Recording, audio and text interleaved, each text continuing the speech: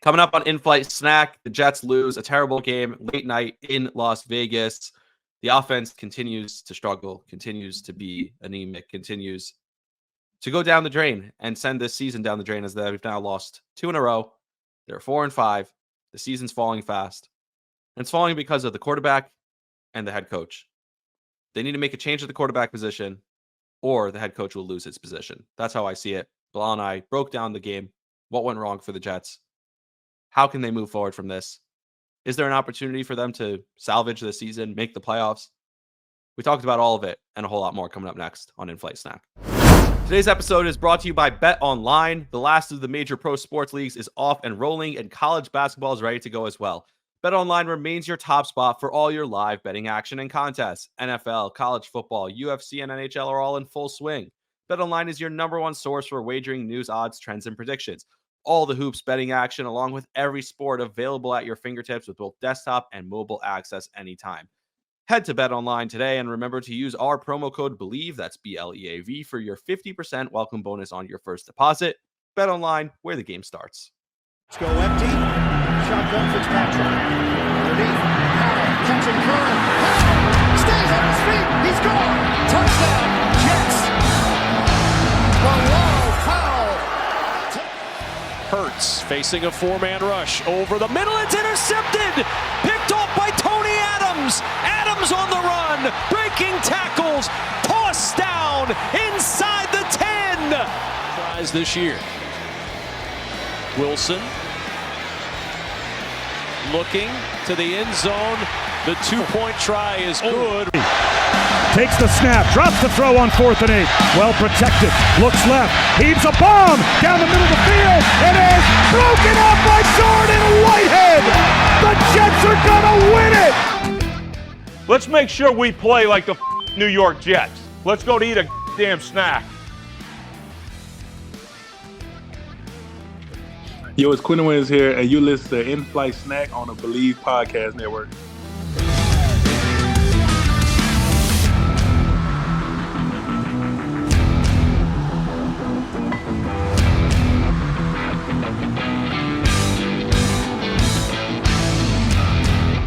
Welcome back to In-Flight Snack, a New York Jets podcast on the Believe Podcast Network. I'm Rami, Lavi. That's Bilal, Powell. We'll get into the Jets in a second, but my head is spinning. I'm tired. It was a late game again, and you have to stay up and watch this team. I'm so full of Chinese food because I was eating Chinese food the entire game, the entire night, and then I made the mistake. This is the mistake, Bilal, where I finish. I'm full. I know I'm full. I'm basically dying on my couch at halftime. But then it you start to get less full. And as you hit the fourth quarter and it's stressful and the Jets are driving, you go right back to the Chinese food and you eat the round 2. And then I felt even more sick. So I was up all night. This Jets team makes me sick. I'm not even blaming the Chinese food. It's the Jets. Bilal, how was your weekend? How was your experience watching this masterclass of disaster by the New York Jets? Rami, honestly, on a Sunday night, I would like to get to bed early because I have to get up on Monday, get the kids ready for school, and watching a late game, it's a struggle bus for me, honestly. I was ready to go to sleep, and the only reason I was watching it is because we have to have our show, and I have to take my notes, and I have to analyze the game, or else I would not be watching the New York Jets. They're not fun to watch. They're not fun to watch at all, and that pretty much caps my weekend, my Sunday night.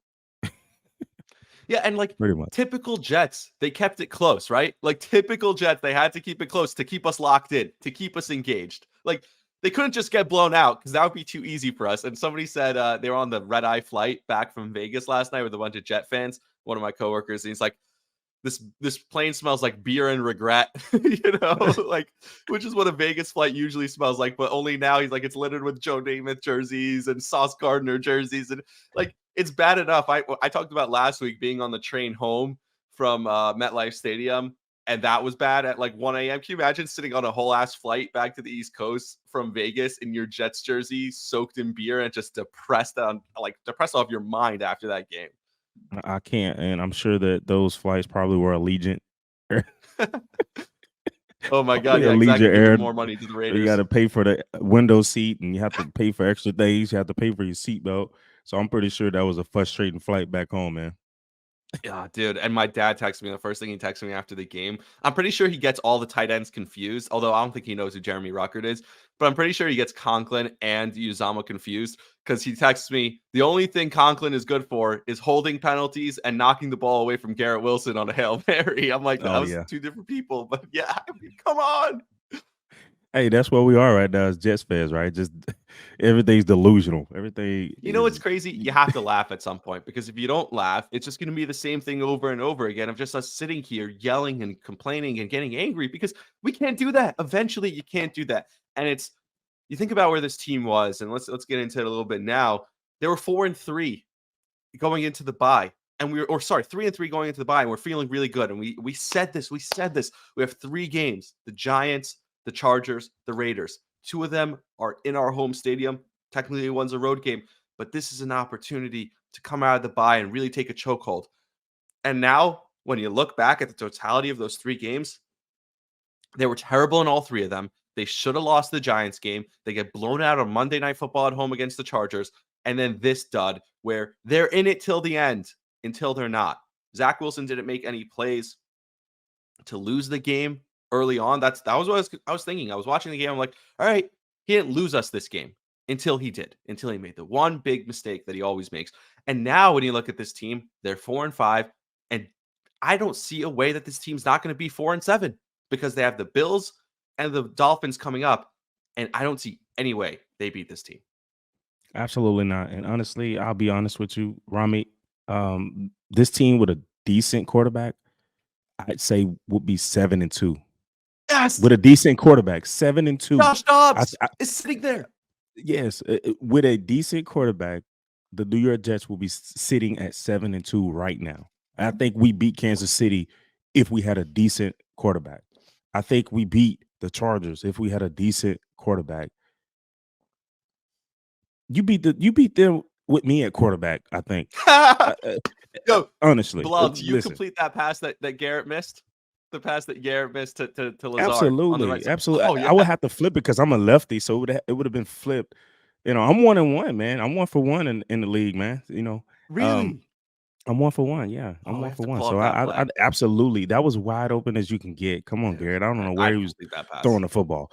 Good play call though. I mean, Oh, yeah, it was the guy dialed who just up. It was injured his perfect. elbow is throwing a pass. Great play Yeah, I call. mean, you know, that was a layup. You know what I mean? You could have thrown a duck and still completed This that one. But man, honestly, just with a decent quarterback at 7-2, and you know, here we are right now again on a Monday talking about the same thing, talking about Zach Wilson. All right, and it's almost like one of those things where I think it's time.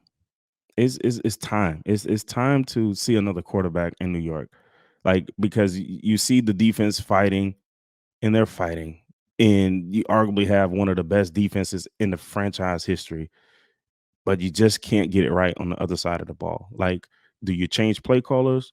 Do you change quarterbacks? Something needs to be done on that side of the ball because you hate to see this defense fight the way they're fighting and just week in and week out knowing that they just can't get it done on the other side of the ball.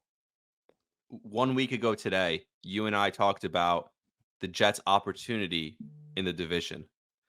And then a day later, we said the only chance for them to win might be to win the division. You have 2 divisional games coming up. If you wait till after those games, it's going to be too late.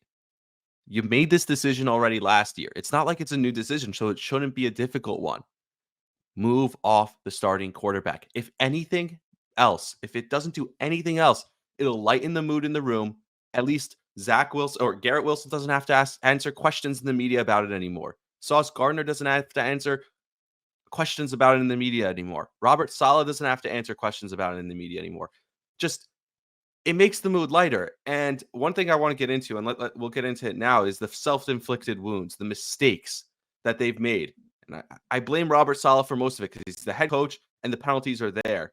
And one thing you always talk about, I think you said Brent Boyer usually says it, is the mistakes don't catch up until they catch up, right? That's the line that he always says. Yeah, absolutely. Now you're seeing them catch up, right? When they were winning, you and I talked about this when they were winning. We said these mistakes are going to catch up to you if you don't fix them while you're winning. And now they've caught up to you. And now it's costing you games, and now you're losing because of it. So my point is, it always comes back to the same thing, though. Despite all those things, it comes back to the same thing for me. And again, you can speak to this. I can't, but this is speculation on my part. Everyone on the team feels like they need to play a perfect game when Zach Wilson's the quarterback. And when you're playing football, like so afraid to make a mistake, I know how hard that is. Yes, even in my flag football league or my high school tackle football league, I know how hard it is to play afraid to make a mistake. Because I know that if you're playing afraid to make a mistake, you're more prone to make a mistake. And so when you see all these mistakes on the field, don't you think it has something to do? I'm not blaming Zach Wilson for them. I'm just saying they know that if they make a single mistake, it's going to cost them because Zach Wilson can't overcome any mistakes. It has to be perfect for him to win. Absolutely. And from a player standpoint, at what point do players get together, offense, defense, maybe the leaders, and they go to the head man and they say, we're doing this, what we need to do on this side of the ball, we doing this. At what point do they go to the head man and say, there needs to be a change at the quarterback position? I'm sure they have leadership on that team to where they can go to the head man and say, this is what needs to be done if you want to win. Because we all know this is a win now league. There's no guarantee next year. There's no guarantee that we have this same team next year. We're talking about a historical team in the franchise history. You're not going to have this same defense next year. I guarantee you. So why are we letting this opportunity slip? You're looking at Zach Wilson. I know we talk about it. He's been the starter since what? Now 11 weeks since Aaron Rodgers went down. I mean, he's he's only been had the 5 starter. touchdowns. We haven't scored in 11 quarters. So He's at thrown what point do the Jets 7? total, not even him, the Jets total in his last 16 starts have 17 total offensive touchdowns in Zach Wilson's last 17 games played. And this year's just 5 through 11 Yeah. weeks. 5 through 11 weeks. You haven't scored in 11 quarters. So at what point in time do players come together and stand for, hey, we're fighting our tails off? Because the last thing you want as an organization is players and coaches dividing. And I'm sure if they continue to lose, it's going to start dividing. And then you're going to start seeing younger guys get opportunity, like Izzy probably getting activated to, see what they have in a young draft pick like himself. And you just dwindle. And everybody's talking about Aaron Rodgers coming back. Listen, Aaron Rodgers is not coming back this year. He's not. That's the truth. He's not coming back. So let's not hang our hat on that. Let's not hang our hope on that. The New York Jets need to do what's right now. They need to bench Zach Wilson. They need to give Trevor Siemian a decent quarterback, a guy that can come in and just sling it around. Let's come in, a guy that has nothing to lose. Let's come sling the football. And I think you win some football games. I think Trevor Siemian right now gives the Jets the better opportunity to win the rest of their games. I know it's frustration. You can't tell me there ain't frustration in there. Yeah. You can't. I mean, you saw what Garrett Wilson said after the game. He's like, I'm tired of this. And then he's tweeting about it. No, you're twisting my words. That this is how locker rooms break. This is how they fray because everyone's tired of it. And you want to compare the defense and the offense. I have the stats right in front of us. Like the defense, first of all, or the offense, they're 5th in the league in pass play percentage. Everyone's saying, oh, you have to throw the ball. Let Zach throw it. You're not giving him a real chance. All the Zach Wilson truthers. Well, they're 30th in the league in yards per play on offense. They're 5th in the league in yards per carry rushing the ball. So yards per play total, they're 30th, and they're 5th in yards per play running the ball. So that obviously not tells rocket you, science, hand it off. Exactly. Not rocket Their yards science. per play on offense, they're 4.7, which is 28th in the league total. On defense, they're 3rd in the league in yards per play, only allowing 4.6. So the defense is doing their job. On offense, touchdowns per game, they're 32nd in the league. On defense, they're 3rd in the league in how few touchdowns they allow. Their quarterback is sacked 28th most in the league, and their defense is sacking other teams 9th most in the league.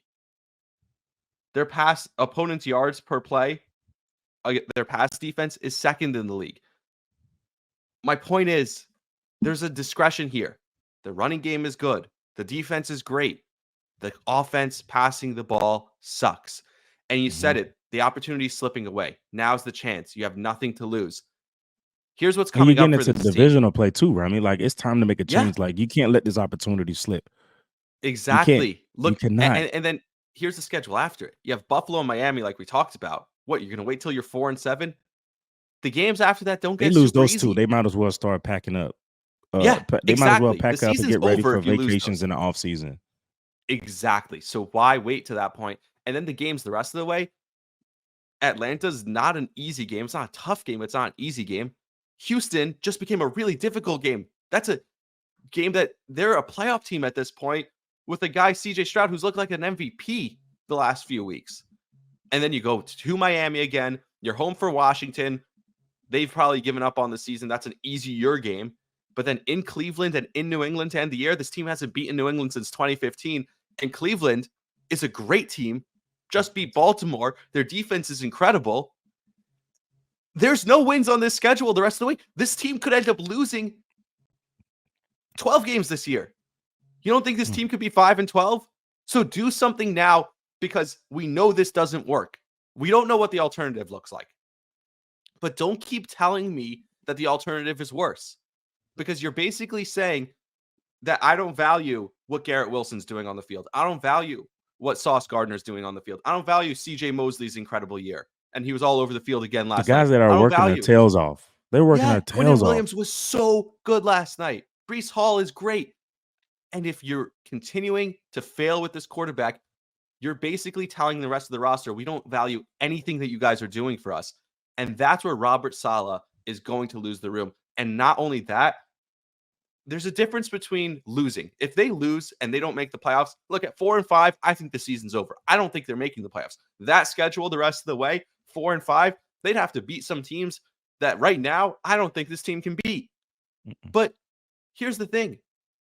That said, the difference the rest of the way is, will it fall apart to the point where you're a 5-win team and it's a disaster and the locker room falls apart and now you have to fire the head coach? Or can you keep it together, win 7 or 8 games, and then you feel good at least going into next year? Okay, Rodgers is coming back, and we righted the ship at least for the second half of the season. That's going to be the difference now.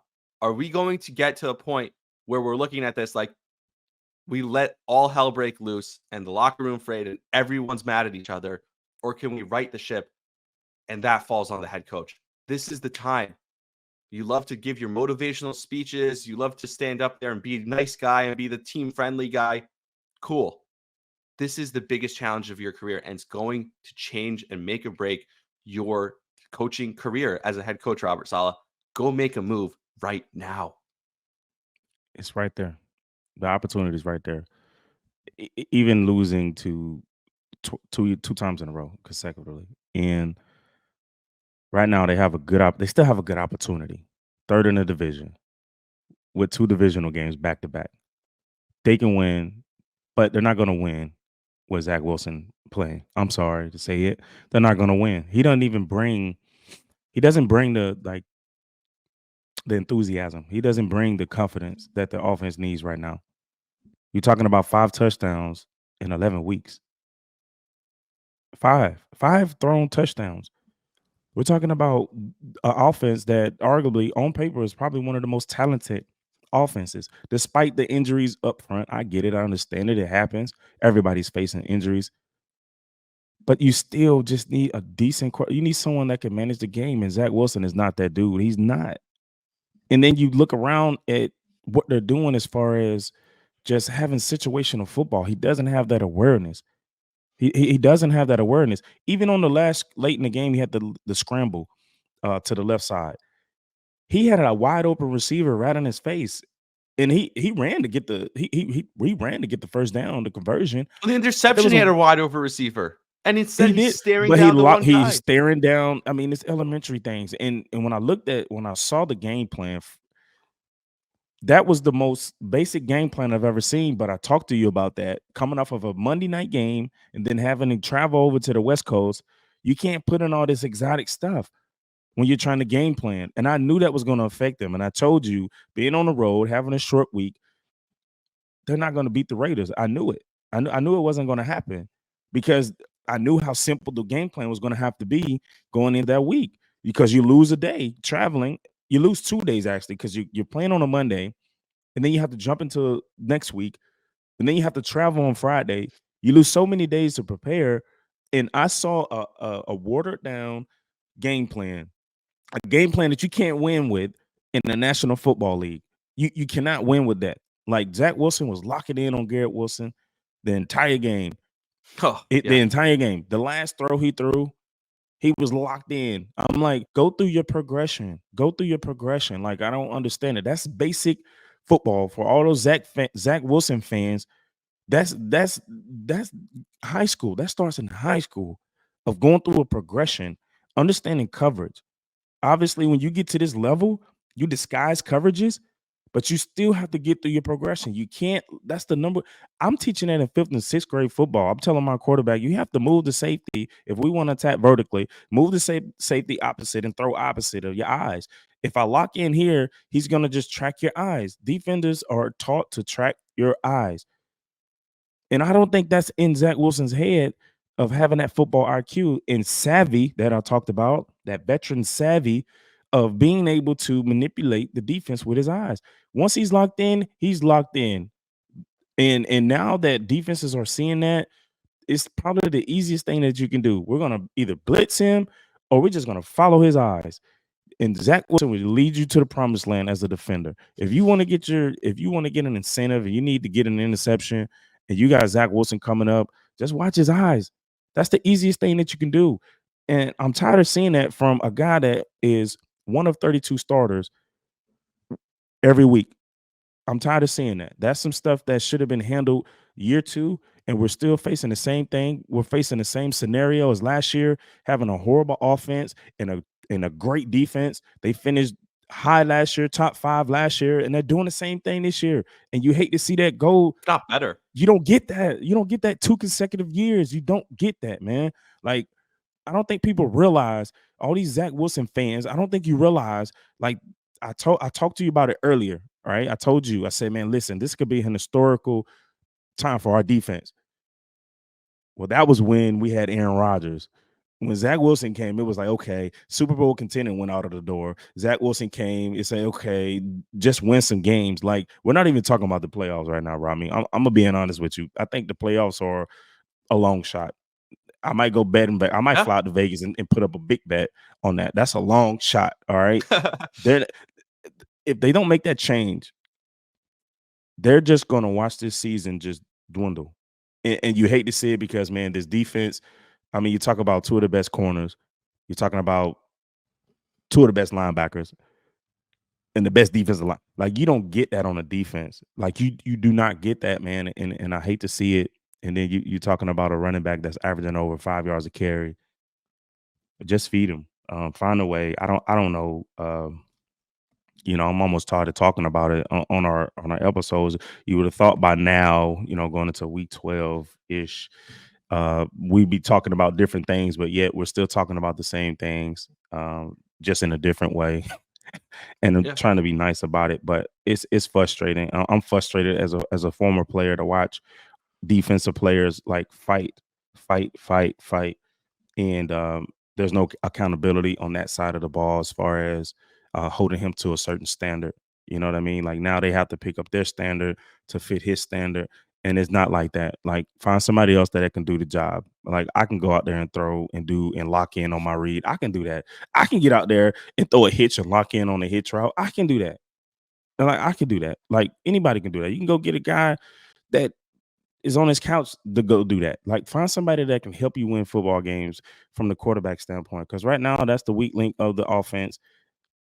I tried to give him the benefit of the doubt when I was trying to tell you, give him a chance. You got other pieces around him, but now those pieces are okay. Like, he's not getting pressured. Like, he had time to deliver the balls back then. Like, he does a good job of expanding plays. Like, but I think it's time to see a new quarterback in this offense. Yeah, we talked so much about Max Crosby before the game. Max Crosby did nothing last night. It wasn't like he was back there all game. It's ridiculous. And I was laughing a little bit because that was an awesome rant. Like, that was fantastic. I thought that was great. And I've been saying it, and I've been very vocal about it all year on Twitter. You've kind of been more And I get it, as a former player, former Jet, former athlete, you're probably thinking, okay, I don't want to go all in on this guy. I think this is the strongest you've come out against Zach, and you're fed up, just like the rest of us. You're a fan now. You're fed up. You're a former Jet. You want to see this team do well. And for all the Zach truthers who are in my mentions and in my DMs and killing me every single day about how, oh, you're defending everyone else but Zach. I'm not defending everyone else. I'm just telling you, Zach can't overcome anything ever. And this is the problem with this kid. And then he goes to the podium and says, we need to clean it up as a team. I need to help. No, you need to clean it up. You're the kid who's making all the mistakes. And enough is enough. Like, we don't need to have this. I'm not having this conversation again. If they look, Robert Saleh is going to talk to the media, I think later today. If they don't announce that they're making a change, Robert Saleh, you're done. That's it. You lost the team. You lost the season. And it's going to go really bad the rest of the way. Because like you said, it's going to be tough going into Buffalo, bro. I'm being honest. It's tough to go in there and win. If I'm the defensive line and we go and we're going back out there with Zach Wilson, why am I working my ass off? I'm going to just stand there and screw this. We're going to give up 30 points today. See what it's actually like when your defense isn't killing themselves. Aiden O'Connell is a rookie who came into this game. What is this? His second career start? And he came into this game. The Jets were in the red zone 5 times. All they had to do was convert once, and they couldn't convert a single time. Aiden O'Connell had a play where he's looking for Davante Adams all game. You could tell he was looking for Davante Adams. And he took some big sacks to knock them out of field goal range. But guess what? He made the one play. Zach Wilson couldn't make one play. Aiden O'Connell looks to his left. Davante Adams isn't there. So he steps up in the pocket to the right and throws a 50-50 ball up to his tight end, Michael Mayer, and says, go make a play for me. And he does. And that's their touchdown. That's the difference of the game. Zach Wilson looks, sees Garrett Wilson isn't open, and it's panic. Oh, I don't know. What do I do? Forgets how to play football. That's it. You see Aaron Rodgers shaking his head on the sideline when they called the second run, or they had 2nd and 1. And they go to the line of scrimmage, and Zach Wilson changes the play. I don't know what the original play was, but 2nd and 1, everyone knows this. Take a shot. This is your opportunity to throw it downfield. And he changes the play at the line of scrimmage. And Chris Collinsworth even said, he's like, I don't know if it's Rodgers back there, you trust him to change the play. But if you see Zach Wilson as a defense changing the play at the line of scrimmage, you're kind of happy that he's changing the play because you don't trust that he's going to call the right play. That's what Chris Collinsworth said. He said, I don't want to say this, but if you see Zach Wilson changing the play at the line of scrimmage as a defense, that makes you happy because you don't trust him to call the right play. And then the next play, you see Rodgers shaking his head because they're going to run for it on 3rd and 1. Of course you're going to run for it on 3rd and 1 because this kid didn't trust himself to throw it on 2nd and 1, which is the easiest down to throw a deep ball on. Right? And it's like, I'm like, I'm fed up. I'm done with this. Like, because we've done this so many times. How many times are we going to do this? We're not going to do this again. I'm telling you right now. If he's announced the starter, we'll talk about something else. We'll talk about golf. I don't know what else you're into. We'll get to know each other better. Like, yeah, absolutely. I don't know. I'm not doing this again. I'm not talking about this kid again. All right, let's take a break. I want to talk about the head coach a little bit more because I want to go into a little bit more depth with that. Aaron Rodgers was a little bit different this week. He changed it up a little bit. And then we have some stuff from the AFC picture. It was a fun day of football yesterday. Like, that's the annoying part, right? Another one of the annoying parts is like we had a fun day in the NFL yesterday. I was watching football all day. I got to watch the Knicks and Rangers both played yesterday. The Knicks had a blowout wire-to-wire win on Sunday afternoon against the Charlotte Hornets. And then the Rangers have a crazy comeback. Did you see that? They scored. It was perfect. It was during halftime of the Jets game. The Rangers tied the game with 11 seconds to go. They scored with 11 seconds left at home. They tied the game. And then they went into overtime and then won it in a shootout. It was fantastic. It lined up perfectly. It was so much fun. Are you a hockey fan? You're like kind of nodding along. No, I'm not. And especially down here, like we don't really catch the Rangers games. You know what I mean? Like you gotta probably have some kind of like package to watch that. What do you have? Like the Columbus Blue Jackets or whatever? Is that the closest team to you? I don't know. I'm in Louisville. So what's Tennessee? Right? They got yeah, I guess so. Is there? I don't know. Nashville? They have a team. Oh yeah, Nashville. Oh, Cincinnati, right? Cincinnati doesn't have a team. Columbus has. I don't know. See, I don't know hockey. Yeah, Nashville has the Predators, and then Columbus has the Blue Jackets. Either way, that's it. Yeah. Point is, It was fun. Like everything else but the Jets is fun, and the Jets makes me depressed. And so, The fact that it was we'll- prime time too. Like, you know, I God, remember I being know. so bad. I remember they moved our game from prime time to like Yeah, 1:00. I remember we they had flexed I them. think it was the Patriots game. They moved us from like 8:20 prime time to like 1:00. What's It's that like feeling there's like in no the way we locker put room, knowing you got flexed? it's no way. I was happy. I'm like, I don't like 8:00 games. So let's play at 1. We went and got beat by 40. And let's get out of here. All right. And by the way, That's that's I probably mean, how this team feels. And guess what? You know what the it crazy sucks part though. about I don't think so. I don't not the way they're fighting, not the way the defense playing. Like, you know what I'm saying? Like, 100%. I don't think it is. I think they still trying to believe. I think guys, you know, you have to take your hat off to those type of guys, because those type of guys, knowing that the situation that they have on the opposite side of the ball, they're not in the media. You have to take the hat off and say those guys really love football, and they take pride in their defense. Like But if that's what Zach you want. Wilson starts again, if they announce that Zach Wilson starting again, don't you think the defense is at some point just going to be like, oh my god, dude? I'm sure they like, already like that, bro. Like, they just trying to, you know, they already like that. They just love football. You know what I mean? You got a good group of guys over there that just love football. You can tell the way they play. You can tell the yeah, passion. You can tell the way they celebrate each other. You know, even at dude. training camp, you can just tell how guys interact. Like that, those Sauce guys looks like over he's there on having that so much defense. fun. Yeah, 2 of the best cornerbacks in the league, bro. You can do whatever you want on defense. You could blitz. You could do whatever if you got Yeah, lockdown corners. Like, it's it's right there. crazy. It's right there, though. I don't. Who am I? Yeah, You know, I'm just on the podcast now, so I don't know. dude. Yeah, that's again, it's frustrating. We talk about this again and again. Talk about it in circles. Talk about it till we're blue in the face. Whatever phrase or saying you want to say. Yeah, it's so funny. Like, yeah, you talked about it. Like, you know, when you're getting flexed out, I'd rather not get blown out in primetime. I think Zach Wilson doesn't have that awareness. Zach Wilson, it like comes to the podium afterwards. Like, I don't think he's aware enough to realize like that he's being Everybody's embarrassed on watching you, primetime. bro. Yeah, like it doesn't. He doesn't seem aware at all. And All they right, were let's take a favored, quick right? break. What? Jets were favored. Yeah, they were favored -1. Yep, they were favored. That's crazy. All right. Yeah, they're favored twice this year against the Giants and against the Raiders. Neither time did they cover because they won by 3. They pushed against the Giants, and then because they were favored by 3, so they pushed against the Giants, and now they lost against the Raiders, so they were favored by -1. They lost. All right, let's take a quick break. We'll come back with some other AFC stuff, Robert Saleh stuff, Rodgers, a little bit more, and we'll wrap it up. This is the last time you're ever going to hear us talk about Zach Wilson. I promise. That's it. We're done. All that and a whole lot more coming up in a minute. Okay, coming back. One of the things we talked about is this head coach. And I think it's unfair. He hasn't had a fair shake. It's tough to judge a guy who has this quarterback play for the last 3 years.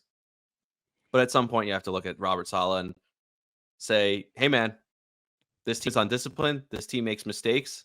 This team has penalties that cost us in big moments. You can't figure out how to manage a clock. It seems like going into halftime or coming out of halftime or the end of the game. You deferred to the second half. Why did you defer to the second half knowing that you can't handle the end of the half? Although if Zach Wilson doesn't miss that throw down the left sideline to Alan Lazard, you score a touchdown going into the half. So I don't know. At the end of the day, it all comes. I said I wasn't going to talk about him. Let's talk about the head coach for a second. What are you seeing from this head coach? One of the biggest things I just think as an overall team, the discipline, the penalties. Last night, 8 penalties, 83 yards. That's almost an entire length of a football field. On top of having an offense that can't score. So now you have an offense that can't score, then you're giving your opponent almost 83 yards of field. That's almost a touchdown in my eyes. The length of a football field. He almost gave up a touchdown. So I think the lack of discipline from penalty standpoint, you know, and we're not talking about penalties that are just okay. We can probably get away from that one. We're talking about costly penalties and like critical moments penalties. And I just think those are one of the things where you have to ask yourself as a coach at practice, how is practice? You know, it got to a point when I remember we were like undisciplined from a penalty standpoint. And I remember when I think it was Rex Ryan. I believe it was Rex. Yes, it was Rex. We had referees out there throwing penalties at practice. Like, so you can see holding, like, I don't know what their practice layout looks like in season. I only went to training camp. But we had referees out there full time to help us with this. And it's one of those things where I don't think you emphasize that enough. Maybe I don't know what's going on, but the penalties are going to kill us, and we're not a good enough team to face an opponent in penalties and the referees. Like, you can't put it in the referees' hands with this team. That's something that has to happen. And we're not talking about illegal, but we're talking about pre-snap penalties. We're talking about after the ball, unsportsmanlike conduct, personal fouls. You know, the face mask sometimes you can't control when you're in live action. But we're talking about when I talk about flags from a disciplinary standpoint, I mean the personal fouls. I mean the pre-snap penalties, things like that, that you can control. You can control those things. So how much cushion is a coach giving his players? Like, is he too much of a player coach? To where he's not cracking down on certain guys? Is he is he holding certain guys to a standard and not the next guy? I mean, there's so many things that happens, but when you talk about 8 penalties for 83 yards, almost, I mean, you can't. That's bad to watch. Like, you can't have your son looking at that type of football and say, "Hey, yeah, look at that. That's bad football." 8 penalties is, to me, just screaming undisciplined. Undisciplined. Yeah. And I don't know. Robert just don't know, Saleh, man. the one thing we know about him, the one thing that we can see is the quarterback, right? You asked, are you holding people accountable? Well, if we're judging it based on the quarterback alone, we know the answer is no, because he hasn't held the quarterback accountable. So why would I think that he's holding the rest of the team accountable? To the point where he said before the game, it's a race to 20. This is what they said on the pregame. This game's going to be a race to 20. So you have zero faith in your offense. You're basically telling everyone, I have zero faith in this offense if it's a race to 20. And yet you're still putting that quarterback out there. So don't tell me that you trust this quarterback, that you believe in this quarterback. What does that say to the defense? Like, basically you're saying, that it's a race to 20. And at some point, Aaron Rodgers is going to play for this football team. I do believe that. I think it's going to be next year, but I do believe Aaron Rodgers is going to play for this football team. What was that? Definitely next year, not this year. Yeah, Don't I agree. even hang your hat on that. Like, he's not coming back, and he's over there watching, shaking his head. I know what he's thinking. There's no way. There's no way. There's no way. Yeah, exactly. The point is, Robert Saleh, you're not going to get the opportunity to coach the Hall of Fame quarterback because you are not. He always talks about, and that was the big speech that went viral in training camp on Hard Knocks after the Carolina game. He's like, it was our first op, and we played like shit. And it was all because of you guys, the offensive line, yelling at the offensive line. Well, this is your third opportunity, your third op, as you like to call it, Robert Saleh. This is it. This is your third opportunity. And this is your chance to actually show that you're a good head coach. Clean up the mistakes and change the quarterback. And if you don't do those things, you're never going to get the chance to have that Hall of Fame quarterback. And who knows? Maybe you don't get a chance as a head coach in the league again. Because these aren't just handed out, these opportunities. These aren't just handed out, these head coaching jobs. Bring back Rex. Podcast is named for Rex. We love Rex on this podcast. Bring him back. He'll have refs out there. He's going to talk a big game. But we also know that he's going to hold people accountable. You can speak to it more than I can. I'm sure you felt held accountable by Rex Ryan. I did. And Rex was a player's coach. He was definitely a player coach. He was a player's coach. It was a time for everything. It was a time to play, but when it was business, it was business. And then when it was business, you had guys that like really respected Rex. You had guys that were willing to run through a wall for that guy. And unfortunately, we just couldn't win enough for him. Like, he was there 6 years. Like, we just couldn't win there. I seen veterans like almost cry when we when we lost and got knocked out of the playoffs, knowing that, Rex Ryan was out of here. And I heard veterans say, hey, man, like, do you guys not understand? Like, we're losing a good coach. We're about to lose a good coach. You never know what's going to happen. Like, guys, like, they need to wake up. Like, you know what I mean? And Rex was a defensive-minded coach, and it was one of them things where, like, you need to change the quarterback position. I don't think we ever got to this point where we ran with a quarterback that was not performing. You saw, we had a ton of quarterbacks come through. If you wasn't getting the job done, you was getting out of there. You had a ton of quarterbacks come through when Rex was there. Like, he's not getting the job done, put the next guy in. Yep. There's a It's difference a win between league. Yeah. There's a difference between a player's coach and a coach who has the players walk all over him. That's the biggest thing. This team right now, I'm sure they love Robert Saleh because he's a player's coach, quote unquote. But he's letting you walk all over him by continuing to make these mistakes.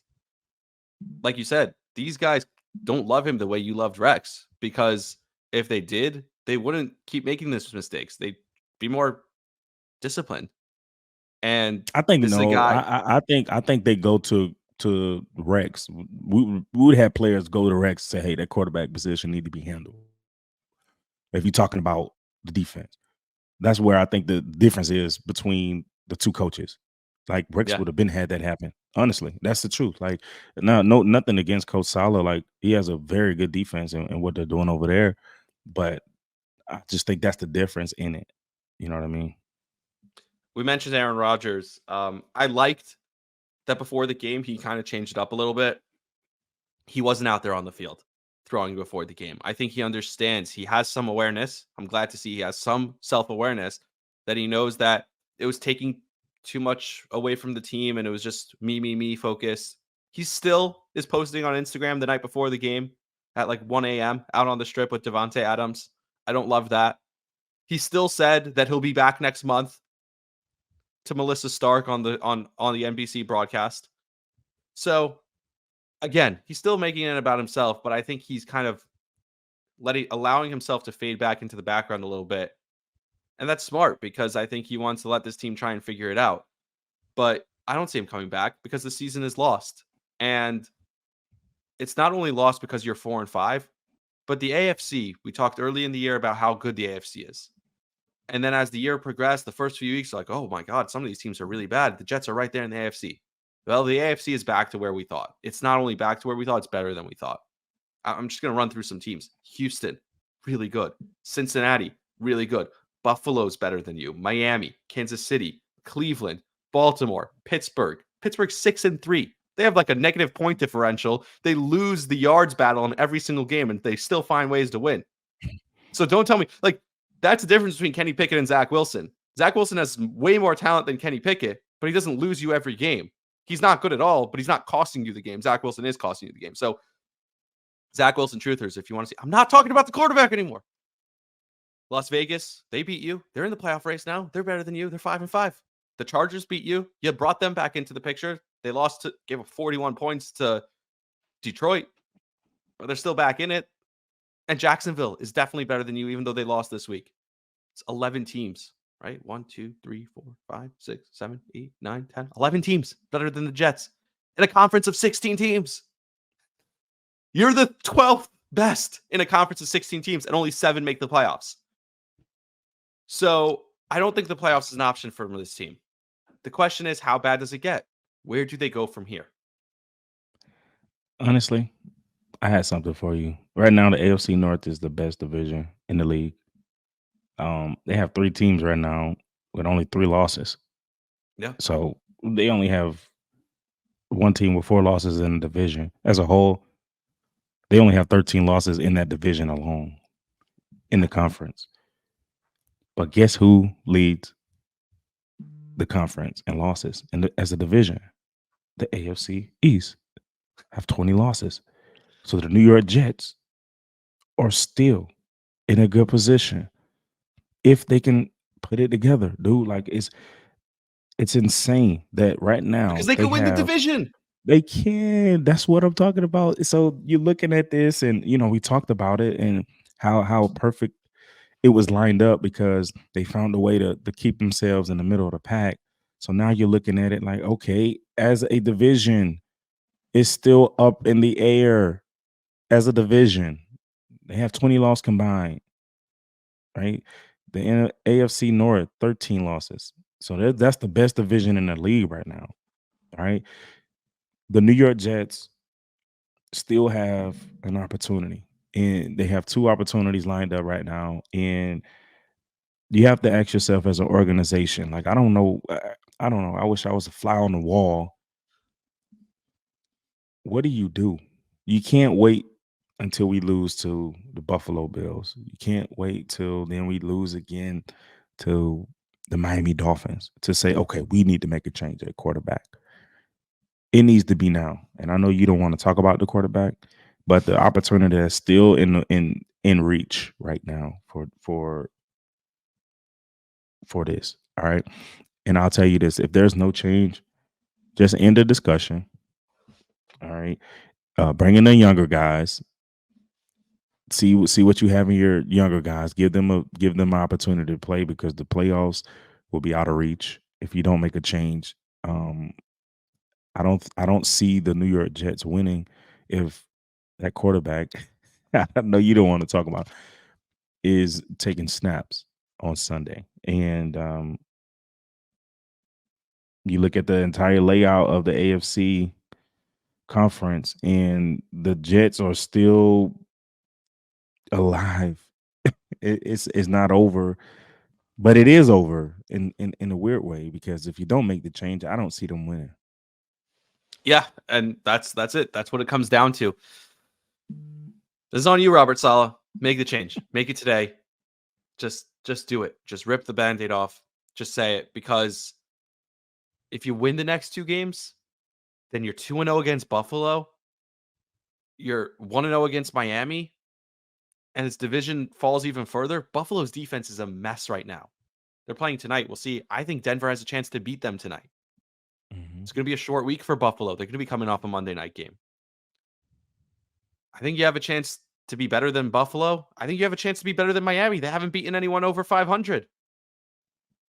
It's still right there. That's how good this defense is. That's how good this running game is. That's how good the special teams is. That's how good the wide receivers are. It's now or never. This is it. This is the last chance to make a change. So we're going to talk about the Buffalo game later in the week. I think just keep the season alive. Right now, the season's on life support. Keep the season alive, 1 week at a time. That's the goal for this. Kind of turning it a little positive. Appreciate you doing that. And until next time, that's all I got. Everyone, we appreciate everyone for listening, right? Like, subscribe, share the podcast with your friends. You have anything else for us, Bilal? That's it, man. See you next time. Yeah, 1 week at a time. We'll preview the Buffalo game coming up later this week. Until then, go Jets. We still love the Jets. We're just mad at the Jets. Absolutely. Yeah. Let's go to eat a damn snack.